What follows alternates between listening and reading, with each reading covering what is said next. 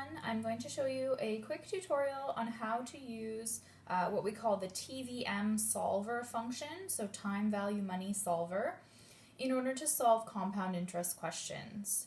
So you're going to be looking at this row of white buttons here, and these are most of the variables that you need. We do have a couple of extras that we're going to work with as well. So these are the values from example 2 in the notes. And so we're going to go ahead, we've already sort of pulled these out of our questions, and I'm going to show you how to put them in the calculator. So first things first, we're going to do these top two, PY and CY, payments per year and compounds per year. So you're going to hit second function and then IY, so notice PY is above that.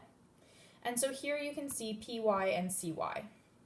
If I go ahead and change PY, this is like other modes that we've done in the calculator, so I'm going to change it to 2 and I'm going to hit enter. And what happens is automatically compounds per year changes to match. Now, if I were to change compounds per year, it does not change the payments per year. Okay, so there will be scenarios when we need them to be different, but for now, for what we're doing, we're going to have them be the same value. Okay, and so we want to get out of here, so we're going to do second function and then this quit. So CPT gets us out of there. And then we're going to plug in the values for our white buttons.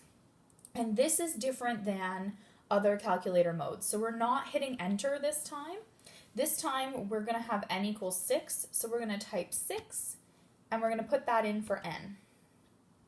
And then we're going to type 5.5. Hit IY to set that as the value for IY. 2800, notice that it's negative, so we can use this plus minus button to change it to negative. That's our present value. Payment is going to be 0, so it's automatically at 0 because it cleared everything out, but just to be safe, 0 is payment.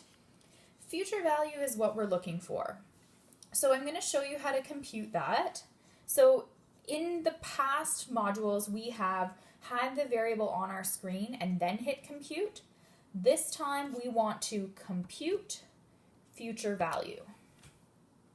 And so that's our value. So we have $3,294.95.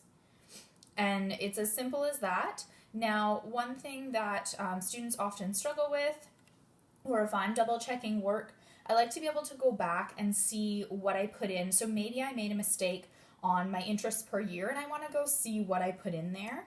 So I can hit RCL, which is recall, IY, and it brings back the value that I put in for that variable. So this is a way to go back in and check, because if I simply put something on my screen and I press present value, it's going to set the present value to 0 now, and that's not what I wanted. Present value should be 2800 negative, okay, and then if I want to recall a value, I can do it that way.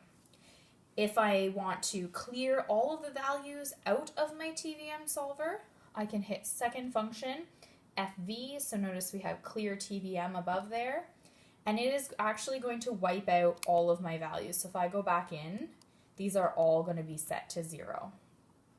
And so you may or may not want that.